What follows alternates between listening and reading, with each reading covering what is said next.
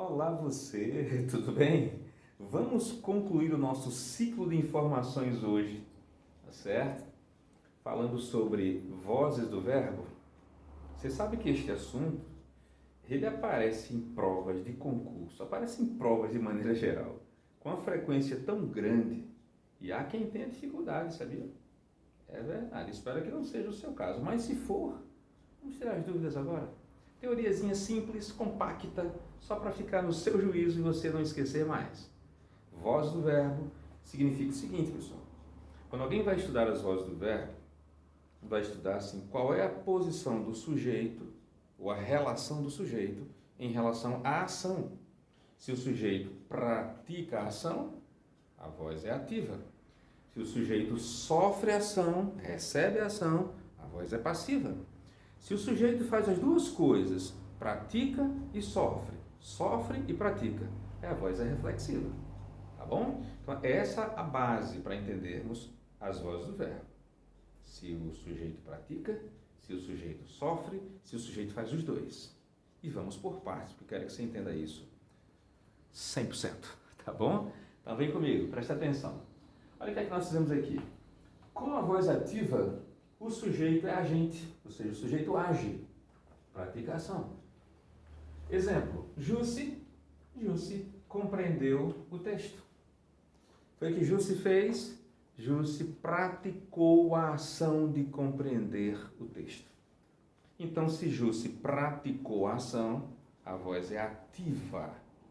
Preste atenção a essa melodiazinha que eu vou aqui compartilhar com você. Com a voz ativa, o sujeito é agente. Vou repetir, tá? Aqui, ó. Com a voz ativa, o sujeito é agente. Porque o sujeito age, tá certo? Vamos agora para a voz passiva. Na voz passiva, o sujeito é paciente. Ele sofre a ação. Ora, se Jussi compreendeu o texto, é porque o texto foi compreendido por Jussi. Concorda?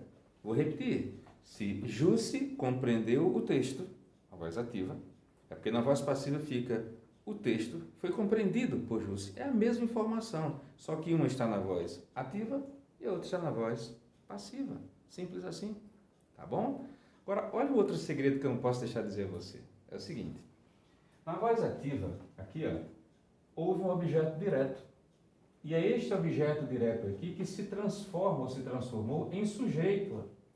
É por isso que se diz que para nós passarmos uma oração da voz ativa para a voz passiva, nós temos que ter na ativa um objeto direto.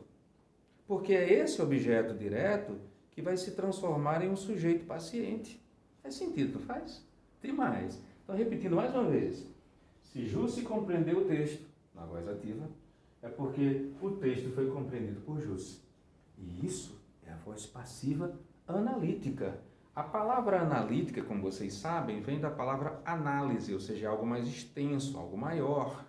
Tanto que na voz passiva analítica aparece quem sofre a ação, que é o sujeito paciente, que no caso aí foi o texto, e aparece também o agente da passiva, que é aquele que pratica a ação. Como aparecem os dois, quem sofre e quem pratica, a oração fica maior.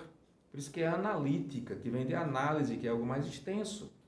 Diferentemente da passiva sintética. A passiva sintética, que é esta aqui, ó, ela vem da palavra síntese, que é algo menor.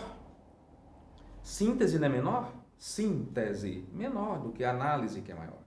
Olha a lógica. Na passiva sintética fica compreendeu-se o texto. Ó, Jussi compreendeu o texto na ativa, né? Você faz assim para fazer a passiva sintética, você faz assim. Você elimina o sujeito e acrescenta o si. Ó, Jussi compreendeu o texto. Tira o Jussi, fica compreendeu-se o texto, que está aqui, ó. Compreendeu-se o texto. Simples assim. Pega o sujeito da voz ativa, elimina e acrescenta um si para o verbo. Pronto. Se for singular, não altera nada além disso. Se for um sujeito paciente no plural, você coloca o verbo no plural e acrescenta o si. Se fossem, por exemplo, textos, Jussi compreendeu os textos.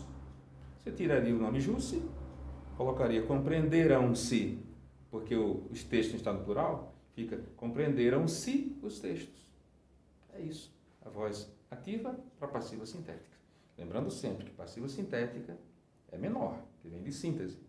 Aparece esse si, que é a partícula apassivadora. Partícula passivadora é aquela partícula que é menorzinha, por isso que é partícula, parte pequena, só duas letrinhas, o S e o E, si, que vem associada a um verbo que, se você inverter, diz a mesma coisa. Compreendeu-se o texto foi compreendido. Vendeu-se uma casa foi vendida. Comprou-se um apartamento foi comprado. Então, esse si é partícula passivadora. Legal? Fácil, né? Extremamente fácil. Presta atenção.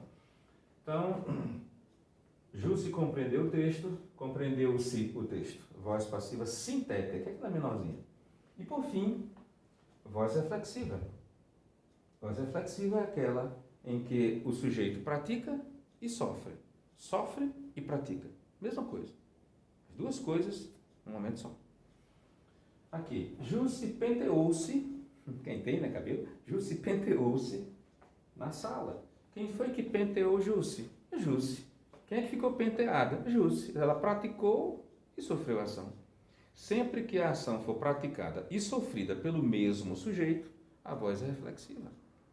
Perceba que isso acontece bem facilmente aqui, ó. Jussi penteou quem? A própria Jussi. Penteou-se. Ela penteou ela mesma. Na sala, de junta adverbial lugar. Então, vamos lá. Jussi é o sujeito ativo, ou seja, aquele que age, é o agente, né? E é também o passivo, aquele que recebe a ação, o paciente. Então, se eu dissesse apenas Jussi penteou, seria só um sujeito ativo. Mas como a frase é penteou-se, então esse si faz a ação voltar para o sujeito que estava praticando a ação. Volta a ação para o sujeito ativo. Volta a ação para o sujeito ativo. Silvio, você acha que existe alguma musiquinha com isso? Claro que existe. Há alguns anos eu fiz uma musiquinha para ficar no seu juízo, que diz assim, presta atenção. Com a voz ativa o sujeito é agente, mas se for passiva ele é paciente. Na reflexiva ele sofre e pratica a ação do verbo que ele mesmo indica. Objeto direto é da voz ativa e na voz passiva a gente dá passiva. E o pronome reflexivo, o que é que ele faz? Volta a ação para o sujeito ativo. Volta a ação para o sujeito ativo. Legal?